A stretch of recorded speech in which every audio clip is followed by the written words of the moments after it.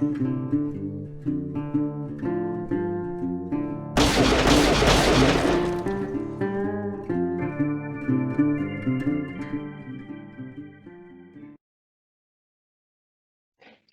tal, amigos? Bienvenidos un día más a Doble o Nada. Hoy jueves 28 de mayo volvemos con nuestros jueves paranormales. En este caso hoy vamos a hablar de asesinos en serie, asesinos que han dejado huella a lo largo de la historia, cada uno con unas características bastante distintas. Ahora lo iréis descubriendo. Vamos a pasar a presentar a nuestros colaboradores habituales en este día de la semana. Empezamos con Diego Sobrecueva. ¿Qué tal, Diego? Pues aquí un día más en el terror, como siempre adecuando un poco el fondo a la temática. El sendero es más misterioso, más rural también, ¿no? Toca más ese rollo ahí un poco... Es muy más bien europeo, más castellano, pero bueno, más vamos a por el redneck, a por ese entorno rural y misterioso. También tenemos con nosotros a María González, que también ha cambiado de ubicación. ¿Qué tal, María? Sí, buenas tardes. Yo me encuentro aquí en el pueblo ya. O sea, estoy ya totalmente rural, pero bueno, aquí otra vez hablando de misterios. ¿Has ido a la casa esta misteriosa de las que nos has hablado algún día? Sí, ya he estado, ya he pasado una noche. ¿Y qué No, tal? no ha pasado nada porque dormí como una mona, pero, pero ya lo estudiaré ya. Estarán ahí tus amigos esperándote. A ver, joder. Están como locos porque vaya. Ya que hablas de nosotros en YouTube, por lo menos tenemos más material.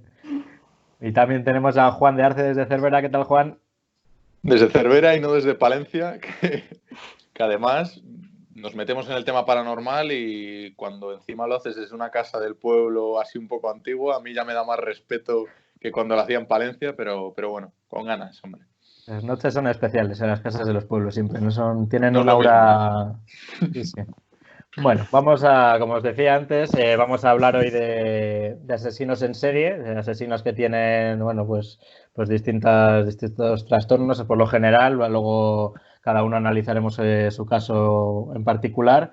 Y vamos a empezar con Juan, que nos va a hablar del conocido como asesino otaku, ¿no? De Japón. Tiene varios nombres, el asesino otaku, también el Drácula humano, le llaman algunos, pero esto del Drácula, bueno, se le ha dicho a muchos asesinos. Sobre todo se le conoce por lo otaku. Y hablamos de Tsutomu Miyazaki, que a día de hoy es el asesino más loco y más bestia de la historia de Japón. Y para empezar, bueno, pues empezamos con el nacimiento de esta persona, que fue en el año 1962 en Tokio. Y ya desde pequeño el parto se complicó porque fue un bebé prematuro y además nació con una malformación en las manos, que desconozco el nombre de la enfermedad, pero consiste en que tus dedos son mucho más largos de lo normal y para realizar cualquier movimiento con las manos necesitaba hasta mover el antebrazo para cualquier cosa. Entonces eso ya le provocaba muchísimos complejos respecto a la gente de su clase, a todo el mundo en general. Nace en una familia normal. Bueno, es un niño tímido, callado, que no destaca por nada, pero según va avanzando en los cursos en el colegio, ve que es el chaval más inteligente de toda su promoción. Es el niño más inteligente, saca las mejores notas, pero ¿qué pasa? Que por el tema de las manos y por ser además, lo que he dicho antes, un poco tímido, se le empieza a hacer bullying en clase. Y pasa de ser el mejor alumno de la clase a ser casi el peor, no iba a clase, empezó a sacar malas notas. Esto se tradujo en que no pudo ir a la universidad. Y lo único que hizo fue, creo que un curso de fotografía durante un año, que se fue de casa y volvió. Y a la hora, en cuanto volvió, ahí ya empieza un poco lo que viene siendo la locura de este hombre. Lo primero, empezó con un odio repentino hacia toda su familia. Odiaba a sus padres, a sus hermanas, hasta el punto de que la única persona a la que le tenía un mínimo de aprecio era a su abuelo materno. O sea, le quería bastante más que a sus padres y bastante más que a sus hermanas y decía que era la única persona del mundo que de verdad le comprendía y le entendía. De repente empieza a tener ataques de ira repentinos y cosas en las que ya la familia se va dando cuenta de que algo le pasa. Por ejemplo, cuenta la hermana pequeña que un día ella estaba en la ducha y notó como por el rabillo del ojo que había alguien mirándole. Y de repente se encuentra aquí a Miyazaki con la cara desencajada mirando a su hermana pequeña y la hermana empezó a gritar, a llamar a la madre y lo único que se le ocurrió a este fue agarrarla del pelo y estamparla contra la pared. Cuando vino la madre a echarle la bronca, ¿qué hizo? Lo mismo. Cogió a su madre del pelo y la estampó contra la pared. Empezaba a tener ataques de ira repentinos, pero él seguía siendo una persona muy tímida, muy callada, no hablaba con nadie. Y llega el momento en el que se muere su abuelo, al poco de volver a casa. Si juntamos que era la única persona a la que de verdad le comprendía un poco, le tenía un mínimo de cariño. Perdía su referente ahí. Claro, esto fue ya el punto de locura que necesitaba. Y todo comienza cuando, al morir su abuelo, lo primero que hace es coger las cenizas de su abuelo y se las come. De esta manera, él decía que podría sentir a su abuelo dentro y le tendría dentro para siempre. Con lo cual se comió las cenizas de su abuelo. Algo muy lógico. Sí. Imagino que con un vaso de agua. Porque eso claro, no me digas cómo, pero... Para pasar las migas, ¿no? Pero el hombre lo hizo. Vale, a esto sumamos lo de las manos, siguió aumentando y lo tuvo durante toda la vida. Y empieza el momento en el que ya, aquí hablamos que tiene igual 22 años, o así, 22, 23. Acaba el curso y también tiene muchos complejos con las chicas. Desarrolla como una enfermedad obsesiva con las chicas, que no puede ni hablar con ellas, pero él, sin embargo, se dedica a ver mucho manga. Todo el día estaba viendo manga, leyendo anime, por eso es el asesino otaku, más que nada, porque tenía una obsesión con este tipo de películas. Era lo único que hacía a lo largo del día, ver este tipo de películas. Y llega el momento del primer asesinato, que sería también muy sonado. Una niña de 4 años, claro, uno piensa, una niña de 4 años que hace sola por la calle. Se intuye que igual tenía que ir de un portal a otro o algo así, o una distancia muy corta en la que podía ir la niña. Entonces, Miyazaki iba en el coche y decidió raptarla. Una vez la raptó, se la llevó a un río apartado de lo que es Tokio, de la ciudad. Allí la ahogó. Una vez la niña estaba muerta, tuvo sexo con el cadáver, que era algo... Podemos entender por qué él tenía ese complejo con las chicas y sentía vergüenza hasta de hablarlas. Y de alguna manera, con un cadáver, él veía que nadie se podía meter con él, por decirlo así. O sea, si nos metemos en su cabeza, él lo que pensaba era eso. Que una vez muerta, pues claro, ya no iba a tener ningún complejo ni nada. Se dedica, después de esto, a cortarla las manos y los pies. Se los lleva para su casa.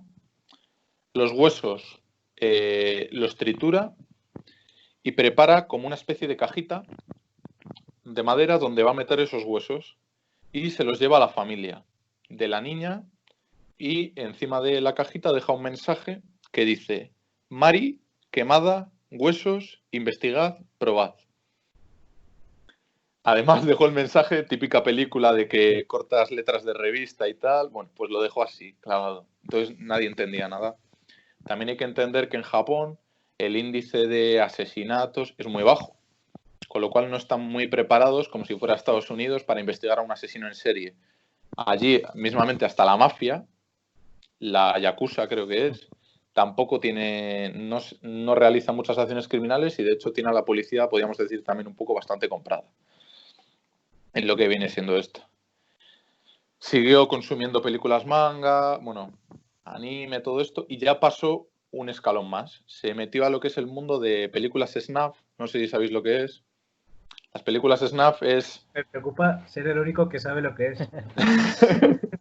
No, bueno, yo antes de esto a... sí que me sabía. Películas snuff son una película en la que se ven acciones súper violentas y la diferencia es que no es ficticio, sino que es real. O sea, como grabar un asesinato o una tortura en vivo y en directo y verlo. Entonces se empezó a aficionar también a las películas gore, snuff, a este tipo de cintas, vamos. ¿Qué tienen en común sus víctimas a partir de aquí? La siguiente sería otra niña de 7 años y repetiría todo el mismo proceso. Llevarla al río, cortarle las manos, cortarle los pies y dejar la cajita con los huesos en casa de la familia. Y lo que hacía, que también era curioso, era una vez llegaba a casa, lo que hacía era coger el teléfono, llamar a la familia de esas niñas y quedarse... o sea, igual si tenía que llamar 20 veces le daba igual. Se quedaba como 20 segundos en silencio, respirando súper fuerte. Y colgaba, no hacía más. Como que él se sentía de alguna manera Pero es No casi sé. guionizado, o sea, Es como decir, súper este metódico caso con más todo. bueno para hacer una peli. Porque Sí. otros asesinos no, o sea, como ven, hay asesinos series que tienen Claro. un método y tal, pero esa locura de llamar, quedarse en silencio, dejar las cajas con las pistas, hostia. Él Sí. se convirtió en súper metódico y pasaron los meses y ahora empezó a sacar fotos a niñas por la calle. Aprovechamos que él estudió lo que el curso este de fotografía o lo que fuera, tenía material de cámaras y tal y se dedicó pues a grabar vídeos y fotografiar a niñas también de 4, 5, 6 años, no más. Y en 1989 pues llega el peor crimen que ha cometido, que fue coger a una niña de 5 años, la rapta, se la lleva esta vez a su apartamento, no es que la lleve al río ni nada, se la lleva a su propio apartamento y allí, una vez la policía investigó luego, bueno, se dice que hizo de todo con esa niña. Y de todo, pues os podéis imaginar. O sea, la asesinó y todo lo tiene grabado en vídeo. Y debió de ser, vamos, por lo que la policía que investigó el caso luego, o sea, una maldita locura, así de claro. Repitió lo mismo, cortó las manos, cortó los pies y esta vez bebió sangre de la niña. Cortó cachos de la mano también y de los pies y se los comió. De alguna manera, esto es por lo que se le llama el Drácula también, humano. Por lo que, no sé, todo esto también lo grababa, lo recogía en cintas de vídeo, etc. Cuando le pillan, en el momento en el que un día se acerca a un parque y a 2 niñas pequeñas las dice que si querían hacerse unas fotos con él. Una, que es un poco más avispada, salió corriendo buscando a su padre o a su madre con la que estuviera en el parque, y la otra niña, que era más inocente, pues se dejó engatusar por él y le empezó a hacer fotos medio desnuda a la niña, a lo que el padre o la madre de la otra llegaron corriendo, le vieron, él salió corriendo, pero claro, ya tenían la pista de quién era, apariencia física, todo. Entonces avisaron a la policía. ¿Qué pasó? Que Miyazaki se dejó el coche. Entonces tuvo que volver a por el coche. ¿Pero qué pasa? Que la policía ya le estaba esperando. Le pillaron y por los testigos que cuentan en ese momento dicen que como que le hubieran ido a buscar unos amigos. Como, hola, ¿qué tal? Así, vamos, sin ningún problema. Le mandan a juicio, declara todo lo que ha hecho. La policía entra en su piso y descubre 6.000 cintas de vídeo, todo lo que había recopilado a lo largo de los años de sus propios asesinatos, más de las películas snuff que tenía. Una maldita locura, así de claro. Le investigaron varios psiquiatras y pues no sé exactamente lo que dijeron, pero vamos, estaba fatal. Aclararon que él se dejaba guiar por un animal, el conejo. Él decía que había un conejo que le mandaba a hacer todo esto.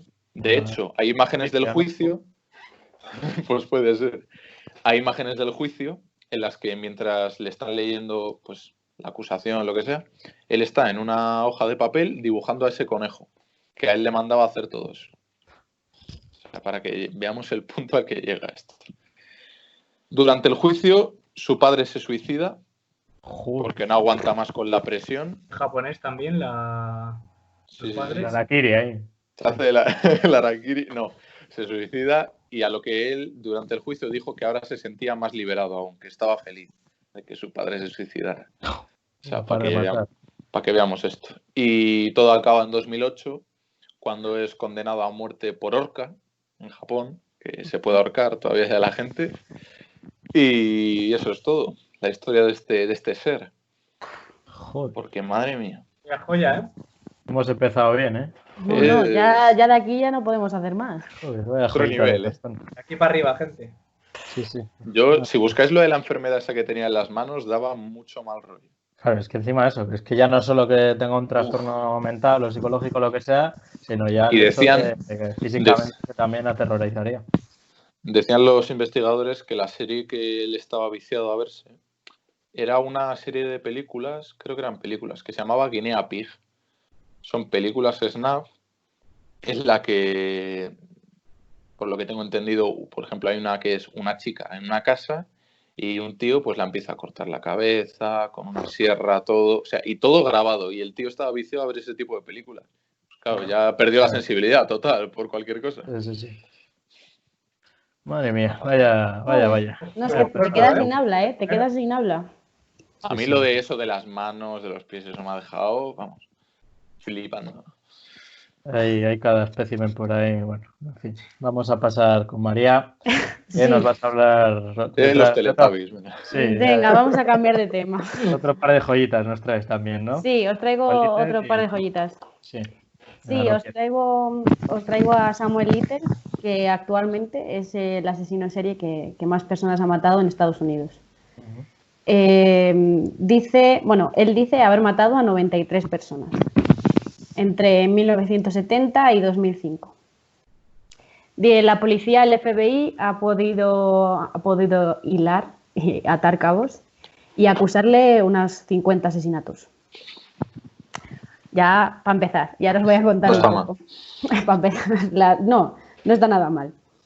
Este hombre, pues es afroamericano, hay que decirlo. Nació en 1940 y siempre estuvo, pues, lo mítico, trapicheando, siempre se salía de la cárcel, sin robar, agresión menor, o sea, tampoco crímenes demasiado graves. Si estaba en prisión unos meses, le sacaban, luego volvía, bueno, pues así, ¿no? Y así fue viviendo y él fue recorriendo todo el sur, desde el oeste, el sureste de Estados Unidos, por todos los estados. Bueno, pues este hombre se le pilla primero porque, claro, no tienen datos, ¿no? Sí que saben de asesinatos que estaban provocando, pero claro, desde 1970 hasta 2005, pues pasan muchos años, ¿no? Pues se le acusa de 3 asesinatos en 3 estados diferentes. Normalmente mataba a 2 víctimas o así y se cambiaba de estado. Porque ya es bastante complicado en Estados Unidos trabajar con la policía de los diferentes estados porque ya tienen que colaborar y tienen que tal. Entonces, pues por eso cambiaba más de estado. Bueno, pues este hombre, cuando se le cogió y tal, hay como un patrón de estos asesinos que, bueno, de algunos asesinos en serie, que es como que quieren fama, como que lo que hacen quiere que se le reconozca, quiere que se le vea, que se le note. Entonces este hombre, cuando le cogieron y tal, le pusieron a cadena perpetua, 3 cadenas perpetuas, por esos 3 asesinatos a mujeres. Casi siempre eran a mujeres, vamos, la mayoría de esas 93 personas que dice haber matado. Bueno, pues se le coge, se le juzga y se le pone en cadena perpetua. Pues este hombre decían que era muy carismático, que es muy majo, con la prensa habla muy bien. Hay vídeos donde él te habla de los asesinatos que cometió, como que ir a comprar el pan con una leche, ¿sabes? O sea, te lo hace con una naturalidad, siempre está sonriendo, ¿sabes? Es muy amable, es muy tal. Y por eso la prensa pues le dio mucho eco, ¿no? Por esos... Y todavía hablamos de esos 3 asesinatos. Bueno, pues dentro de la cárcel empieza a hablar con la policía y le dice pues que no solo ha asesinado a esas 3 mujeres, sino que ha asesinado a 90 personas más. Entonces, cuando empieza a hablar con la policía empieza a investigar estos casos porque este hombre, lo curioso que tiene es que a cada víctima que tuvo le hacía un retrato. O sea, le cogía y le pintaba, un detalle, le pintaba a cada mujer después de haberla asesinado, la recordaba, la pintaba, pum, pum, pum, pum, y tenía pues tantos dibujos, ¿no? Pues la policía empezó a investigar y ya van por 50, que ha salido el lunes pasado. O sea, esto es bastante nuevo, bastante reciente. Y claro, la policía no atribuyó esas muertes a asesinatos porque este hombre lo que hacía era asfixiar a las víctimas. No había bala, no había cuchillo, ¿sabes? Entonces era o muerte natural, decían, o muerte natural o sobredosis, porque estas mujeres a que este Samuel les cogía eran mujeres pues vagabundas, drogadictas, prostitutas, o sea, tampoco era, ¿sabes? Alguien como me sale en inglés, joder, el Night Stalker de Estados Unidos que cogía a jovencitas estudiantes o Ted Bundy, por ejemplo, también. O sea, era gente que vagabundeaba por ahí, que tampoco tenía mucha familia y todo esto. Pues este hombre es que tiene una claridad, veis los vídeos, y como que, ya te digo, como que está contento, está feliz y la dice, no, yo la cogí, la llevé, pum, pum, pum, se acuerda de todos los caminos, de si había iglesias, de si había comercios, de si había no sé qué. Te dice dónde la dejó, cómo la mató, cómo... O sea, es una claridad que es que tiene que tener un problema mental este hombre, y hay que decirlo, para haber matado a 93 personas y contártelo así de... Sí, Tan pancho. natural. Sí. Así de natural. Y bueno, y este hombre pues ya está contando esto y claro, ya tiene 3 cadenas perpetuas que a Estados Unidos creo que está en Texas. No sé si en Texas ahora mismo está lo de poner la inyección tal y tal. Me parece que en Texas... En algunos estados sí que queda eso. No sabes. Si no lo hay, lo han quitado hace poco. Pero vamos, me suena que todavía... Pues porque este hombre sigue sí. rajando. Pues que este hombre sigue rajando. Entonces, pues le tienen ahí preso. Ya tiene una edad encima, que desde el 40, joder. Ya te digo, 50 le tienen ya esto. Y claro, la policía de todo esto ha sacado, por eso es noticia ahora, porque ha sacado el FBI pues las fotos de estas mujeres, bueno, las fotos, los retratos que hizo este hombre de estas mujeres para que la gente de Estados Unidos pueda reconocer a esas víctimas. Porque claro, es que ahora, si les han matado en los 80, ¿cómo van a...? ¿Sabes? Sí, ahora es difícil de identificarlo, sí, claro. Claro. Pero este hombre, ya te digo, tenía hasta los retratos, bueno. Sí. Y el primer asesinato fue de su novia, creo que lo dijo él. Que dijo que estaban en el coche, es que la historia también, estaban en el coche y que él empezó a tocarla al pelo, empezó a tocarla al cuello, no sé qué, no sé cuánto. Y dijo la muchacha, ¿por qué me tocas tanto el pelo? ¿Qué eres, un asesino en serie? Y él se cabreó y la mató. Le hizo spoiler. Le hizo spoiler, ¿cómo? Suéltame la cerveza. Era evidente la mujer, ¿eh? Joder. Sí. Desató a la bestia. Sí, y ya te digo, si veis los vídeos lo podéis buscar y tal, te lo cuenta con una naturalidad y con unos detalles, sobre todo los detalles. Te dice, medía 1,60 m, pesaba alrededor de tal, ojos tal, pelo tal. Sí, hay mucha gente de este tipo que en realidad son genios, en plan en la forma de ser, en la inteligencia que tienen, pero claro, lo utilizan para hacer el mal, por así decirlo. Eso es. Y bueno, esa es la historia de Samuel Little. Y ahora os traigo, vuelvo a España, aquí a lo nacional, que también tenemos lo nuestro. Sí. Y os traigo la historia del arropiero. Bueno, pues se llama el arropiero porque su padre se vendía arrope. Entonces, por eso se llamaba pues el arropiero. El arrope es como una tela, no sé cómo explicarlo, un tipo de tela, sí, como un forro. Bueno, pues este hombre, no me acuerdo cómo se llama, lo tengo que buscar, se llama Manuel Delgado Villegas, se llamaba. Y pues este hombre ya, para empezar, nace sin madre, se le muere en el parto, lo crían unos tíos, luego esos tíos lo pegaban, abusaban de él y tal, en la infancia, y pasó a sus abuelos, y sus abuelos igual, abusaban de él y todo esto, o sea que ya tiene como una infancia un poco traumática. Pues también este hombre siempre estuvo con pillerías, no sé qué. También creo que nació en el 50 y... en el 40 y algo, 50 y algo. No lo pone en el látigo, pero vamos, más o menos.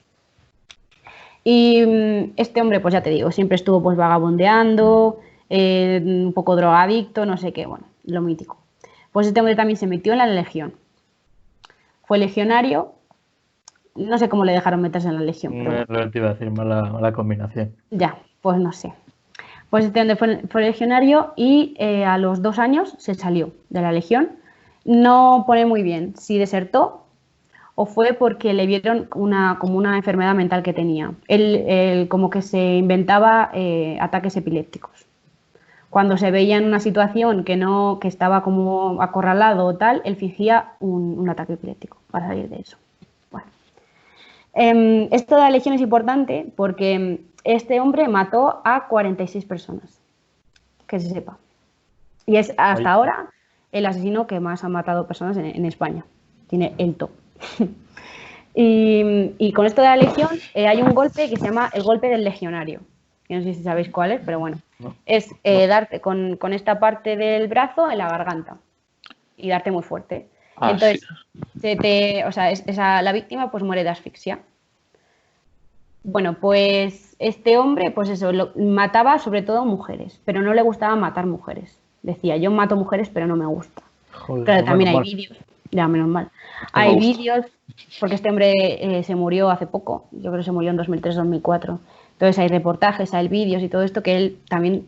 Es que esto de la naturalidad que te cuentan, o sea, cómo te cuentan las cosas, con la naturalidad con... No, bueno, no. Flipante. Sí, y este hombre pues fue vagabundeando, se salió de la legión, no tenía casa, no tenía nada, y fue pues eso, vagabundeando y tal. Y bueno, los métodos que hacía era eso, con el golpe del legionario, y después abusaba de las mujeres porque tenía un problema de erección o no sé qué, que era como que no llegaba al orgasmo, y entonces como que tenía ahí un problema mental con eso, y por eso abusaba de las mujeres. Y también de hombres, también mataba a hombres. El primer asesinato que él dijo que cometió fue un vagabundo que estaba por la calle y le dio con una piedra y le robó la cartera y se fue. Eso fue el primero. Y el último, por el que le pillaron, porque esto estuvo durante 3 décadas asesinando a gente. O sea, le pillaron en el 73 por matar a su novia. O sea, tampoco fue muy listo. También se ve que tuvieron una discusión, él se ve que la mató y después se fue al cine. Se fue al cine a ver una película y después lo malo que tuvo es que volvió a la escena del crimen después de ir al cine y abusó de ella. Y entonces ya dejó... Venga, hasta luego. Ya. Y entonces ya la policía pues pudo atar cabos y tal y después le juzgaron por ese asesinato. Y lo mismo. Dentro de la cárcel, quería un poco de famita, un poco de tal, y empezó a rajar. Empezó a contar las cosas y se le atribuyeron pues unos 43 asesinatos. Y este hombre también decían que tenía el cromosoma este de IXX, que es como el cromosoma de los... Pues también es para recalcar, que no sé si dicen que tienes ahí el cromosoma de los asesinos y tal. Entonces, pues esa es la historia. Buenas joyitas también los dos. Estamos hoy descubriendo lo mejor de cada casa. Sí. Marca España también. Sí, también tenemos lo nuestro aquí. Bueno, ahora vamos a viajar hasta Rusia, ¿no, Diego? Ya vamos, a la Unión Soviética, amigos míos. Véanse a mi viaje, camaradas. Vamos a hablar de la URSS, concretamente de una época y zona de la URSS bastante muy turbia. No hablo de Siberia, hablo de Ucrania. Concretamente en el año 1936, que allí nace un joven al que mucho más tarde se le conocería como el carnicero de Rostov. Voy a leeros el nombre porque es un nombre en ruso, no diría la pronunciación bien, pero bueno, vamos a ello.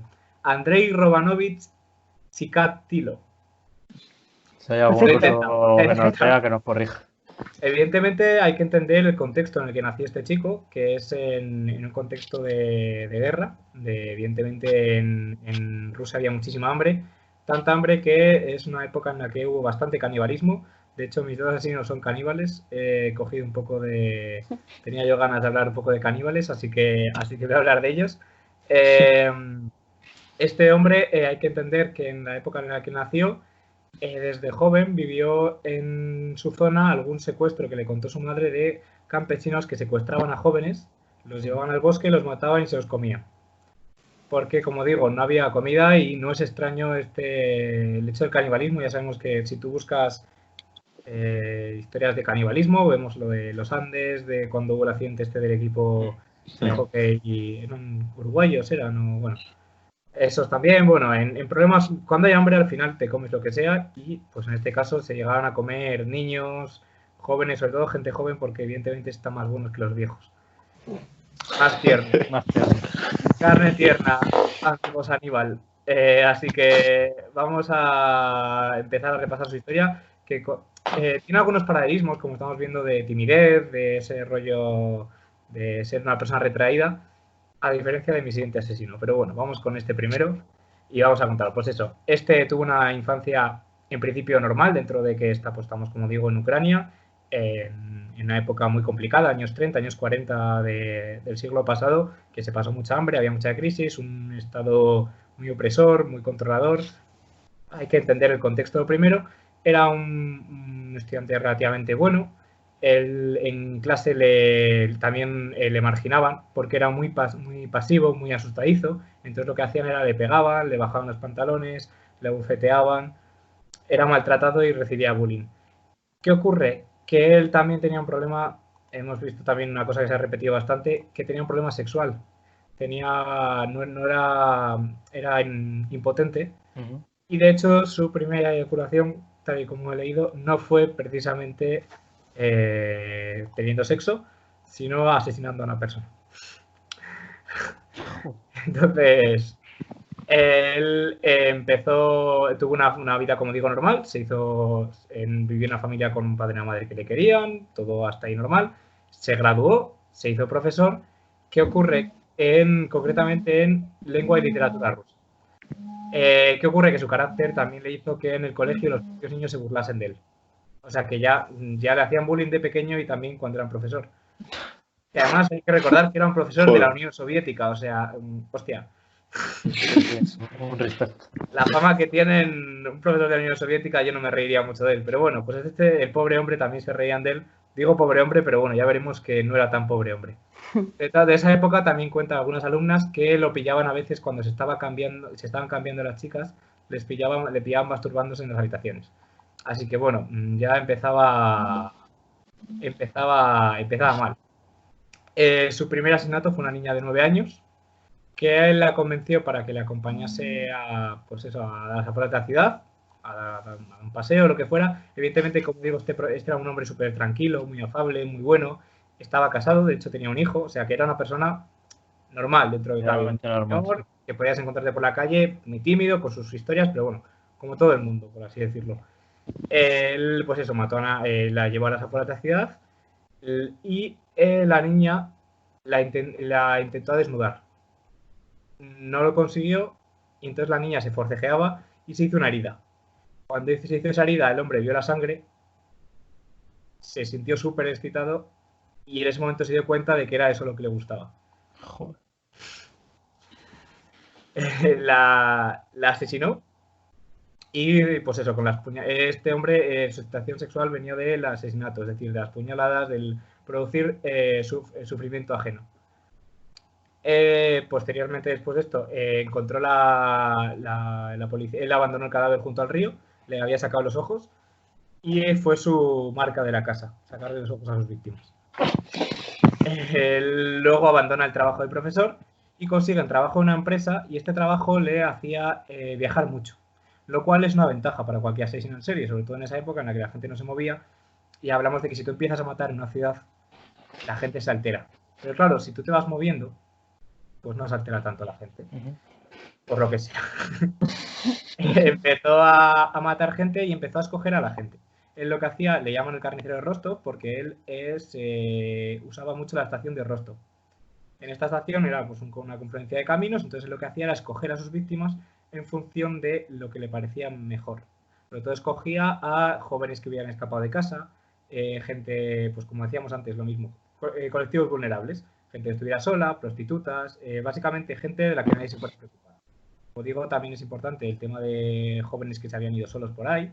Siempre lo que hacía era su modus operandi, era los veían a la estación, se los llevaba y los mataba y bueno, pues se los iba papeando también un poco.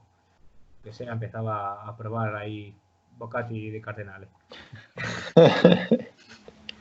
Él intentaba contener sus ansias y intentaba espaciar un poco los asesinatos, pero evidentemente, como pasa con muchos de estos asesinos, comienza una vorágine, entonces ya no puede matar solo a uno, mata a otro, siente que necesita más. Como digo, hay que tener en cuenta que este seguía teniendo una familia, o sea, es muy turbio, además del asesinato en sí, sino que no era una persona abandonada ni fue una persona sola. Tenía unos padres que le querían, se supone, una familia, una mujer. Luego también se levantó la liebre, ya empezaron a buscarle. ¿Y qué pasa? Que la policía tenía un operativo muy amplio.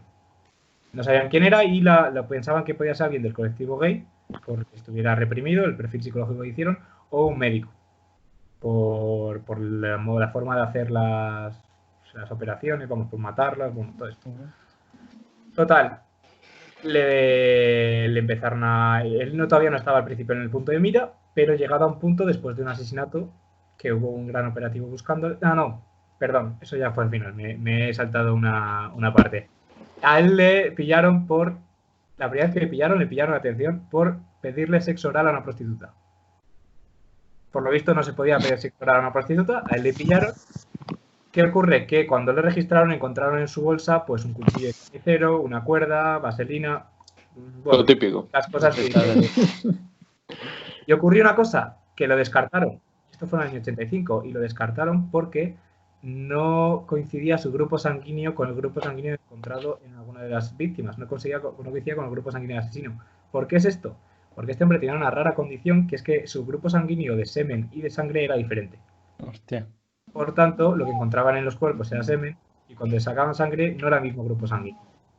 Todavía faltaron otros 5 años más que el hombre, evidentemente, pues no se quedó tranquilamente, siguió asesinando, hasta que finalmente en el año 1990, lo detuvieron.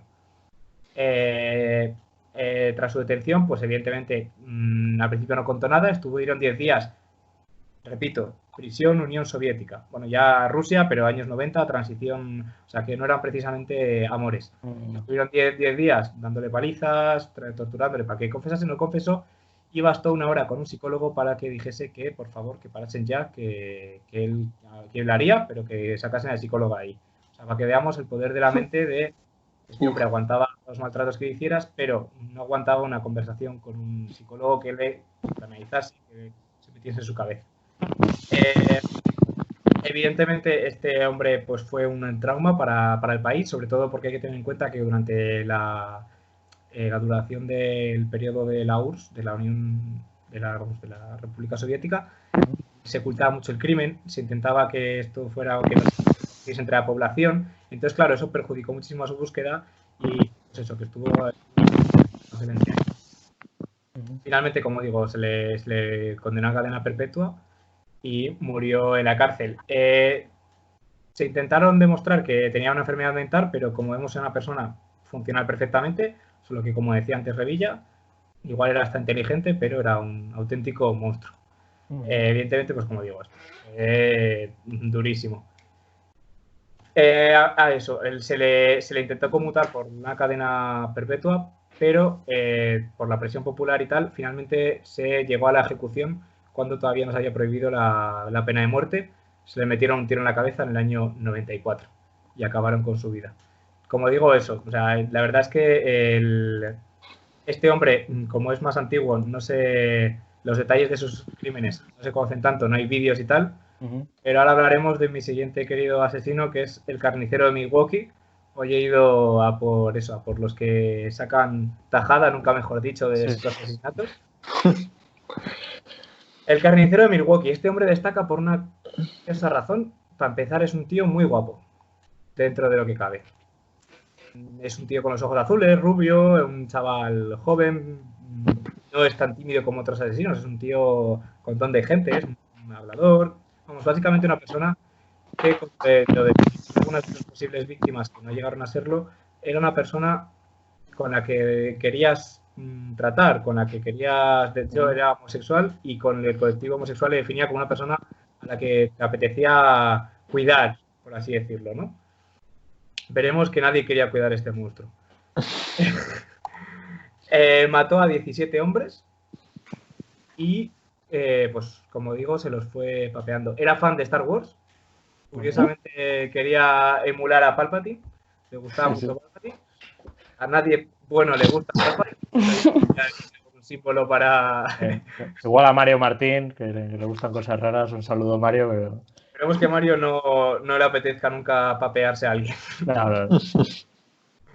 Bueno, como llegó a este punto lo que comentaba antes de lo seductor que era, que llegó varias veces a engañar a la policía. O sea, que hablamos de una persona que era que convencía muy bien a las personas. Le llaman, bueno, es el carnicero de Milwaukee. Su placer empezó a desarrollarse con su juventud. Su desarrollo sexual se fue paralelamente con una obsesión por matar animales, operarlos, ver las vísceras. Bueno, ya a la madre le parecía normal. Le parecía curiosidad. Luego hemos descubierto que si tu hijo se pone a abrir animales de pequeño o matarlos, mala cosa. Cuidado, que falta un verano por ahí. Entonces, bueno, pues también, como comentaba antes, era homosexual, pero se odiaba por serlo. Entonces, ese también es uno de los factores que puede influir en su violencia y en su dureza. Su obsesión, su modus operandi, lo que le gustaba era coger un autoestopista, tener relaciones sexuales con él y posteriormente matarlo. Y guardar los restos y comérselos. Era el modus operandi. La primera vez que mató a un joven, llevaba su cadáver en unas bolsas en el maletero y le paró la policía. Le mandaron a abrir el maletero y le dijeron, ¿y estas bolsas? Y dijo que iba al vertedero a tirarlas. La policía le creyó, tenía una cara niñada, un buen chaval, no sé qué, le creyeron. Pero él se asustó tanto que volvió a su casa y guardó los restos en el sótano.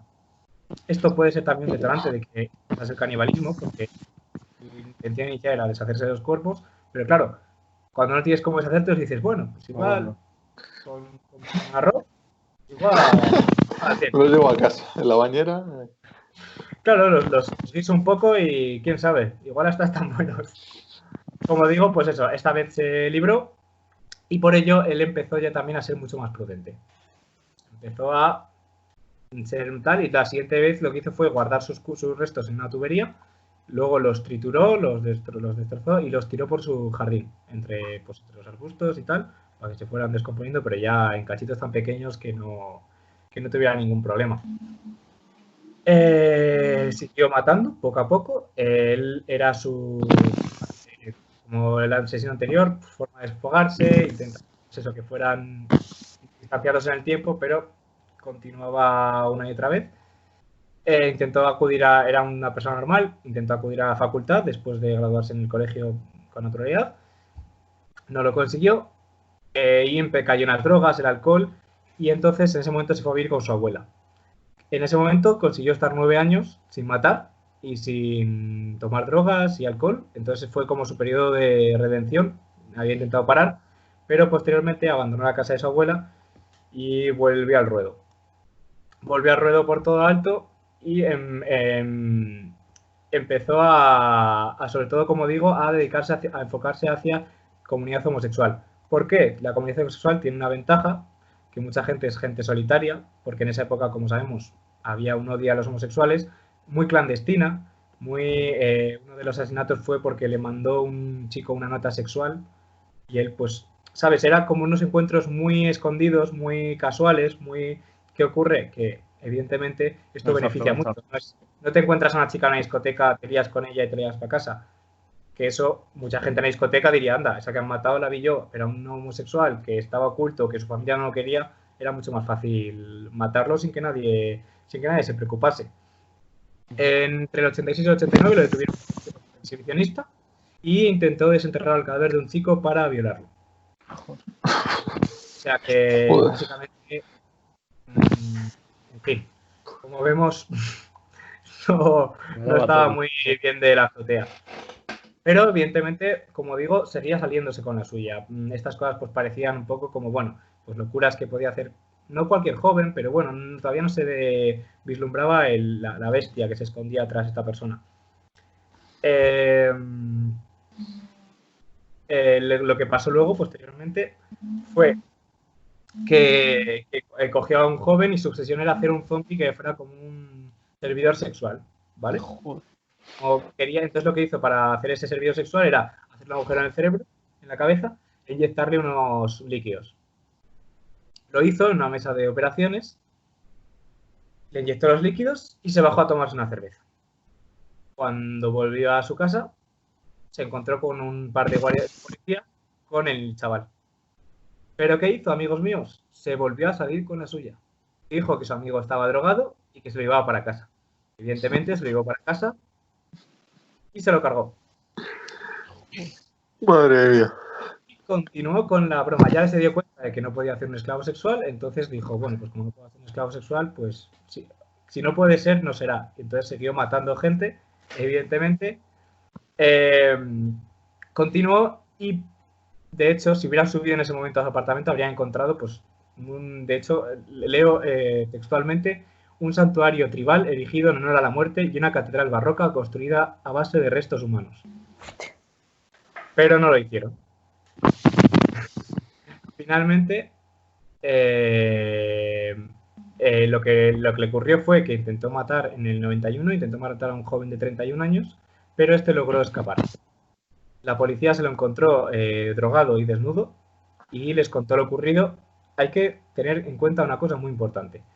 Hablamos de unos años 90, años 80, mucha droga, mucho hippie, bueno, hippie ya no, pero vamos, mucha droga, el colectivo gay tratado de aquella manera. Entonces, claro, un chico con encanto podía manipular a cualquier agente de policía. Era tan simple como, no, esto no es así, este está drogado, es mi amigo o tal. Entonces, ¿qué ocurre? Cuando se encontraron a este hombre desnudo, pues lo primero que pensaron no fue, vamos a hacerle caso.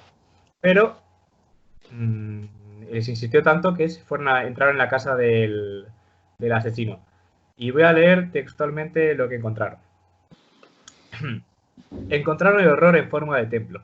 Paquetes con restos humanos en el congelador, una cabeza humana en el frigorífico, un bidón de 200 litros con 3 torsos sumergidos en ácido y 83 fotografías de las víctimas descuartizadas. Acaban de cazar a un despiadado criminal del que ni siquiera tenían constancia. O sea, como destacaría más tarde, en la ciudad en la que estaba él actuando, en la zona de Milwaukee, no había una preocupación o sea, nadie se decía, oye, faltan 17 chavales que alguien ha matado y han desaparecido. Nadie se preocupó nunca, jamás. Joder.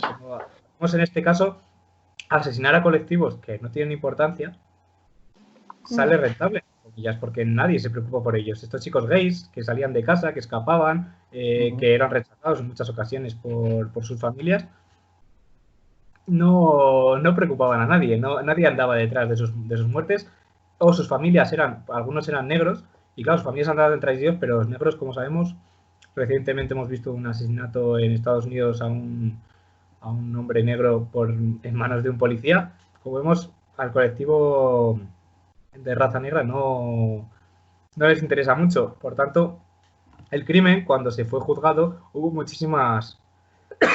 Dios, me vais a perdonar. Me estaba quedando ya sin ahora bebé. la garganta seca. Dije, no voy a beber porque estoy hablando yo, pero me estaba ahogando. Bueno, que su juicio fue muy, muy duro y muy penoso porque muchos familiares se enfrentaron a él, le gritaron, hubo muchos disturbios, tuvieron que sacar a mucha familia de la sala cada vez porque luego también, al igual que otros asesinos, dio detalles, explicó, pero, oye, pues mira, lo cogía tal, lo recogía allí, lo llevaba, lo cortaba, lo mataba, lo drogaba. Y bueno, pues un auténtico monstruo. A mí me han tocado estos dos angelitos que, bueno, lo único bueno es que no dejaban residuos amigos porque se lo papeaban todo. Sí. Hemos encontrado a lo mejor de cada casa, como decíamos antes. Vaya joyitas. Bueno, yo ya para finalizar también tengo dos buenos elementos. Vamos a empezar con Pedro Alonso López, conocido como el monstruo de los Andes, y que en principio es la persona con más asesinatos en serie de toda América e incluso se valora de la historia, con más de 300 muertes a sus espaldas. En principio, no están todas demostradas, pero bueno, ya para situarnos, es una persona que nace en el año 1948 en Colombia. Bueno, su madre se ve obligada a ejercer la prostitución, incluso, bueno, creo que son 13 hermanos, me parece. Ejercía la prostitución en su casa y esto como que le crea un trauma a este niño y bueno, ya empieza a querer llamar la atención pues intentando tocar los pechos de una de sus hermanas. Su madre le ve como que tiene algún problema y ya pues decide echarle de casa. Le echa de casa y empieza pues eso, a vivir en la calle con 8 o 9 años, vagabundeando y llega la primera vez en la que es violado. Mientras está en la calle, pues un hombre le rapta y le viola. Esto ya empieza a crear aún más trauma en su cabeza. Posteriormente, una familia norteamericana que vivía en Bogotá le acoge, va al colegio y todo esto. Parece que ella empieza a encaminar su vida, pero le vuelven a violar. Entonces él decide abandonar esta familia, también vuelve a la calle y años después empieza pues, a robar coches para intentar sobrevivir, un poco para intentar hacer un poco de vida de la manera en la que pudiera. Le pillan, le meten en la cárcel y ahí vuelve a ser violado por dos presos, por tercera vez en su vida. Y aquí ya es cuando dice que él no va a tolerar más esto y coge un cuchillo y mata a estos dos presos en la propia cárcel. Y bueno, él acaba siendo puesto en libertad después de unos años, vuelve a la calle otra vez y se fuga a Perú. Huye a Perú en el año 71 y se calcula que allí mata a unas 100 niñas. Aparte de violarlas, las mata. Ya en Colombia tenía un historial de unos 100 asesinatos, también se calcula. Y llega a Perú y repite cifras, procedimientos. Era, bueno, como podéis ver, una persona un tanto desequilibrada mentalmente. Todo esto él lo achaca a eso, en posteriores declaraciones, cuando sale en la tele y todo, cuando se le pone en libertad después de una segunda captura, y él dice que eso lo achaca todo a lo que ha visto en su casa, de que no le gustaba que su madre ejerciera la prostitución y él que como que se había quedado trastornado por esto. Bueno. Ya estando en Perú, es capturado por una tribu local de Perú. Y allí, pues claro, la justicia ya sigue otros cauces. Entonces, como había intentado raptar a una niña de la tribu para también violarla y matarla, lo que decide esta gente es tomarse la justicia por su mano y le entierran vivo. ¿Qué pasa? Que tiene suerte de que un misionero le encuentra en mitad de la selva donde la habían enterrado y decide salvarle, le saca de este entierro, porque me parece que le habían dejado la cabeza fuera o algo así. Y le salva y le dice, eres libre, le cuenta todo lo que había hecho, le dice, intenta cambiar de vida, ¿sabes? Como diciendo esto. No cambia de vida, obviamente. Huye a Ecuador y ahí comete otras 100, que se sepa, otras 100 muertes y asesinatos. Esto entre el año 71 y el 80. ¿Qué pasa? Que este chico normalmente enterraba los cadáveres de sus víctimas cerca de ríos, también como habéis contado antes en algún caso. Y en el año 80 hay una inundación en Ecuador de un río que se desborda y aparecen en el lodo, aparecen 4 cadáveres de niñas. Entonces la gente empieza a sospechar de que ya está pasando algo serio, que hay un asesino entre ellos con un modus operandi bastante claro.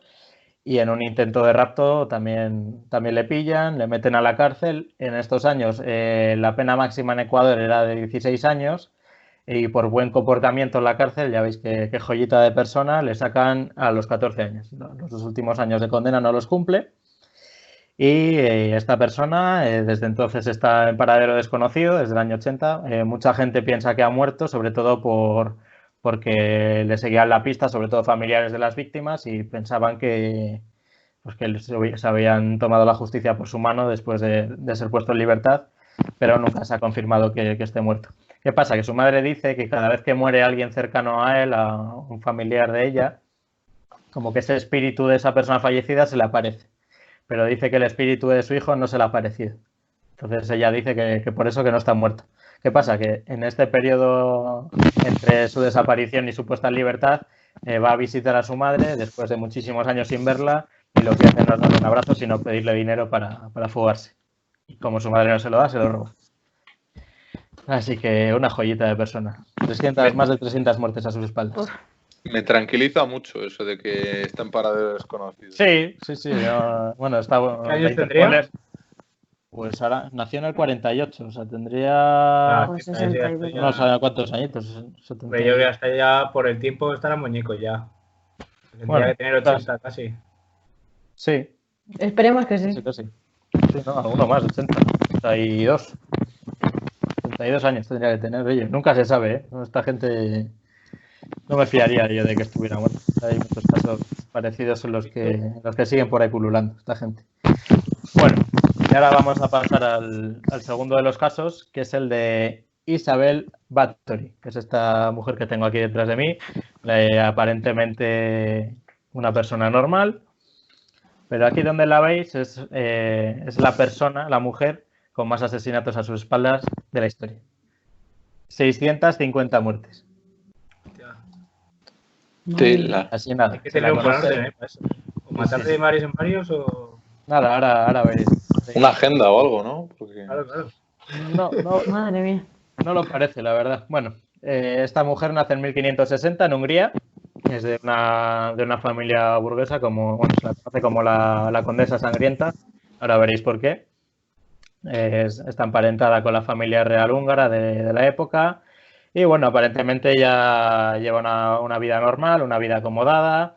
Sí que tenía cierta tendencia a tratar mal a los sirvientes, pero bueno, esto en la época tampoco era algo que llamase mucho la atención. De pequeña fingía ataques epilépticos también. Bueno, era una persona un tanto extraña, pero bueno, no se la veían las trazas de lo que iba a llegar a ser.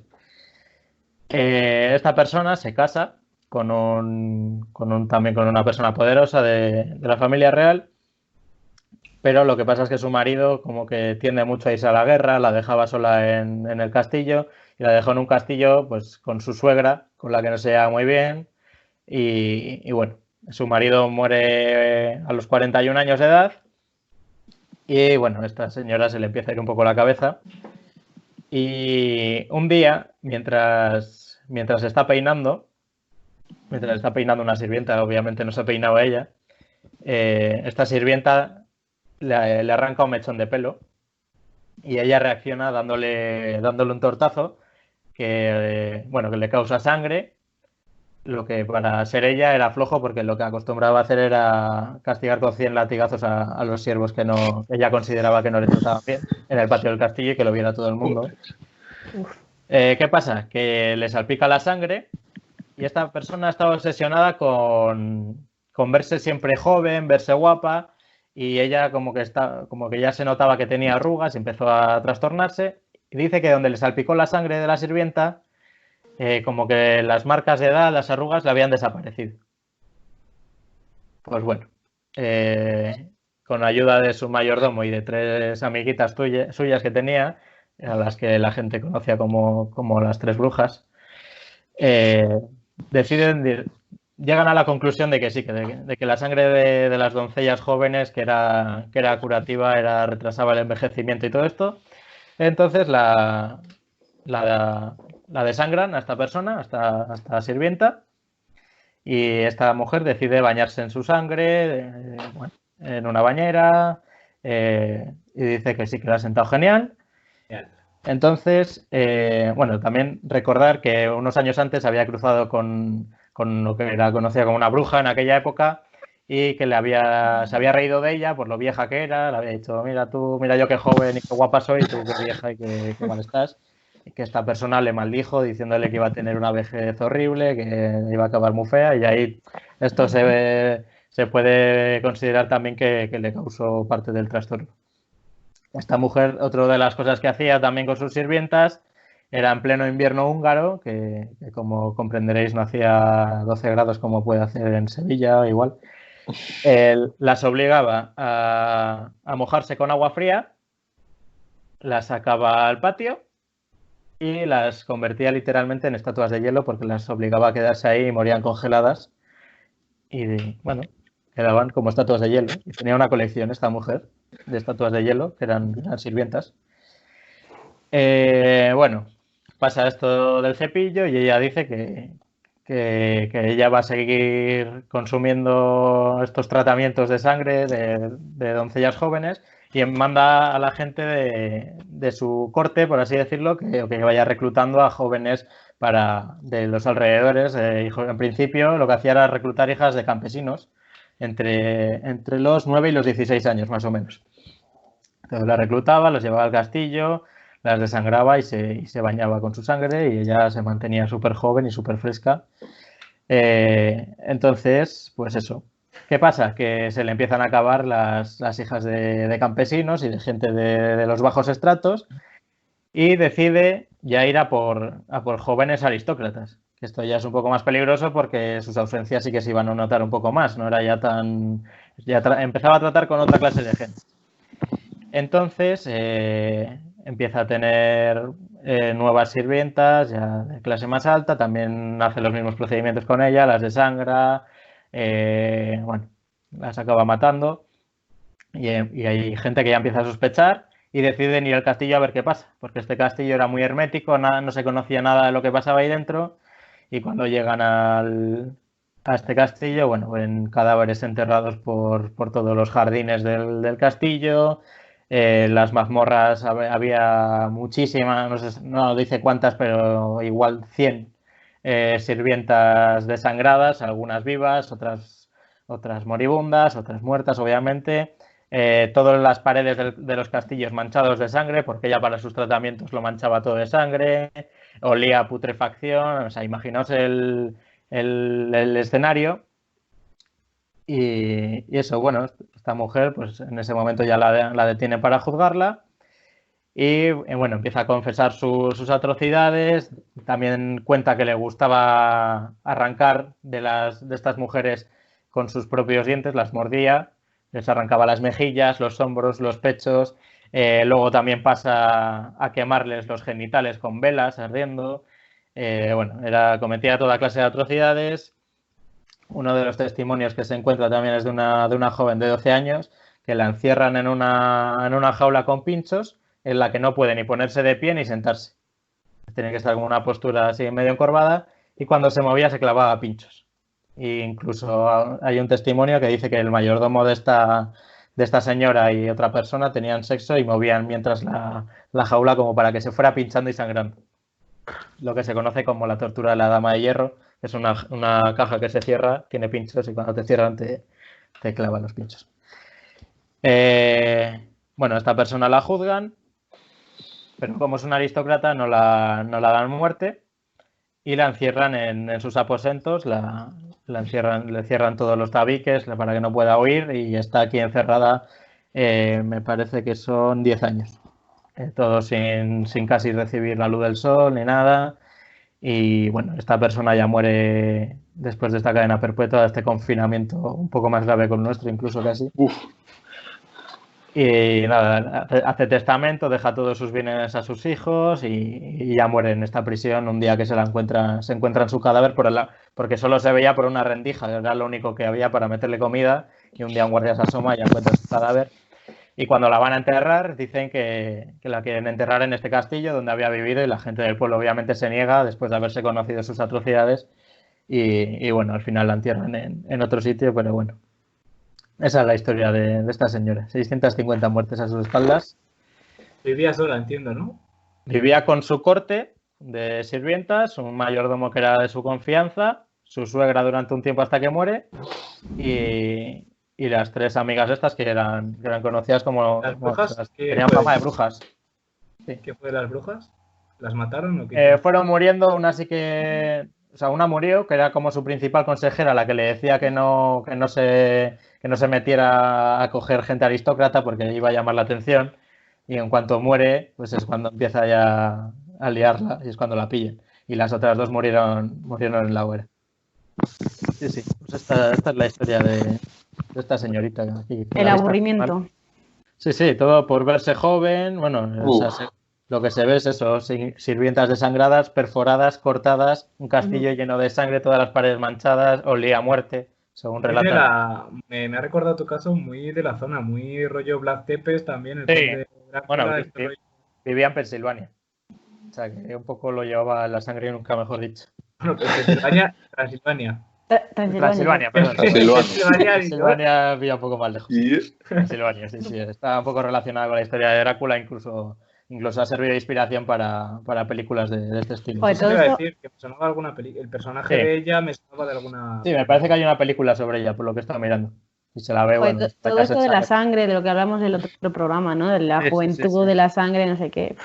Era una joyita de persona. En fin, bueno. Ya para finalizar vamos a comentar una cosita que hemos visto en Twitter y nos ha resultado un poco curiosa, ya volviendo al caso de lo paranormal. Es una historia... ¿Cuál has dicho, Juan? Lo paranormal, que es lo nuestro. Sí, joder. Sí, es lo que le gusta a la gente también. Nada, vamos a comentarlo ya rapidito. Es de la historia de un chico que se puso a revisar fotos del archivo familiar, por así decirlo, fotos de cuando él era un niño.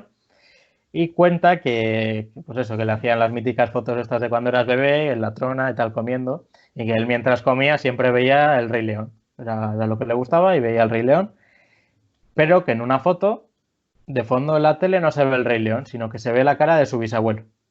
Esto le empieza a sorprender, empieza a investigar, como que toda la familia le intentaba ocultar esta foto por el misticismo que se había creado con esta situación.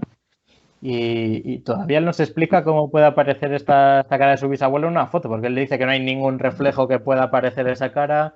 Yo no sé los que habéis leído este hilo, ¿qué os parece esta historia? Sí, además que la cara parece como muy grande, ¿no? Sí. O sea, no es en un rinconín, es en toda la pantalla. Pero que se ve perfectamente. Sí, O perfecto. sea, Se le ve como, yo que me acuerdo del hilo, se le ve como de aquí Sí. para arriba, ¿no? pero nítido, perfecto, vamos. Ujú. Es curioso. La televisión ahí, el gran avance de la televisión, ¿no? Para Sí, manifestación sí. de espíritus, ya no es como... No hay que materializarse, es meterse en la tele. Es meterse en la tele, sí. Yo no sé. Eso sí que lo aquí se dicen, que los espíritus pues buscan o a través de la televisión o de aparatos electrónicos o cosas así, Espejo, manifestarse de alguna Espejos. manera. María, el otro día. Claro. No Lo de sé. los espejos también da para otra historia. Sí. Bueno, ya habéis visto que os hemos traído de todo, historias variadas, todas relacionadas con gente bastante indeseable, como habéis podido comprobar de lo Sí, que se pero deriva de los actos. todos tienen como el mismo, no el mismo, pero cortados casi con el Sí, mismo tienen patrón, ¿no? patrones en común. Sí, tienen muchas cosas esto. Pues el tema ya lo hemos hablado algún día de la atracción por la sangre, para hacer distintos rituales. El tal Pedro Alonso López, el monstruo de los Andes, también hay varios casos relacionados con lo de los que tienen madres que ejercen la prostitución en casa que acaban un poco trastornados. Los complejos en general, con las Sí. chicas, por ejemplo. Ujú. Frustración, sobre todo. Yo lo que más veo es frustración sexual, frustración, pues los que han sufrido bullying, toda la gente que tiene como mucha frustración Ujú. acumulada. Yo creo que es un poco el cóctel, ¿no? Hemos visto Sí, en todos los... Se una... juntaban muchas cosas y al final un cóctel explosivo que algún día explotaba y pues bueno, desembocaba en estas auténticas locuras. Ujú. Ujú. Sí, siempre suele ser los tres temas, ¿no? El sexual, la envidia o la venganza, ¿no? Por los asesinatos. Y todo esto se mezcla un poquitín.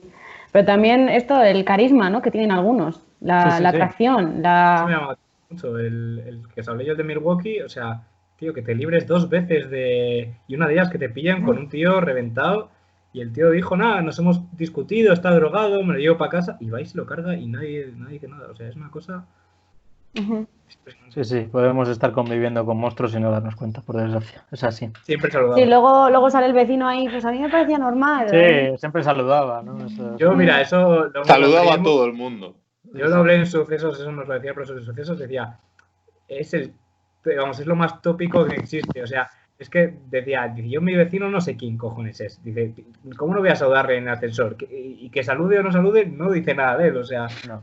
que siempre tenemos afanos periodistas de como de porque era su vecino o era su primo tercero que había 20 años no hablaba con él, pero bueno, Ya, bueno. buscamos el hito que parezca que le conocía o que tenga algo de relación y al final yo a mis vecinos los conozco porque es un piso pequeño, pero es una ciudad como Madrid. Mira, Mm. no sé si os acordáis de la historia que os he contado yo, lo de las manos. Bueno, he encontrado la foto, por si queréis verlo. Fijaos Jesús, ¿qué dices? cómo tenía las manos. O sea, ahí se ve el dedo todo. Como muy largas. La palma de la mano es muy larga también, ¿no? Sí, o sea, bueno, es que no se ve bien y tal, pero bueno. Tampoco lo sé. Sí. Lo voy a quitar que me está dando mal rollo. O sea. Ujú. Bueno, chicos, pues vamos a dejarlo aquí, que cada uno tome sus conclusiones de esto que hemos contado. Tampoco os asustéis porque una persona tenga las manos así. Si os cruzáis con alguien así, no tiene por qué ser un asesino en serie. Pero bueno. Pero hay que tener cuidado, ¿eh? Sí, por si acaso, bueno. Pero tampoco que caigan en cosas de hacer bullying por estas cosas. Ni mucho. Con la gente guapa, No. Cuidado con los Con la carniceros gente de guapa. Milwaukee, Mucho Quedaos cuidado. con nosotros los feos. Con nosotros. No hay que fiarse de nadie. Que no matamos, que no tenemos que matar, no pasa nada. Bueno, chicos, muchas gracias por estar un día más con nosotros, María, Diego, Juan. Como decimos cada día, suscribiros al canal, vamos a buen ritmo, estamos en 94, 95, o sea que estamos cerca de la cifra No mágica. queda nada para Roberto. Tic-tac, Roberto, tic-tac. Os animamos también a dejar comentarios, a seguirnos en redes sociales, todo esto que os decimos cada día. Y recordad, como decimos cada día también, sed felices, pero moderadamente. Nos vemos mañana. Muchas gracias.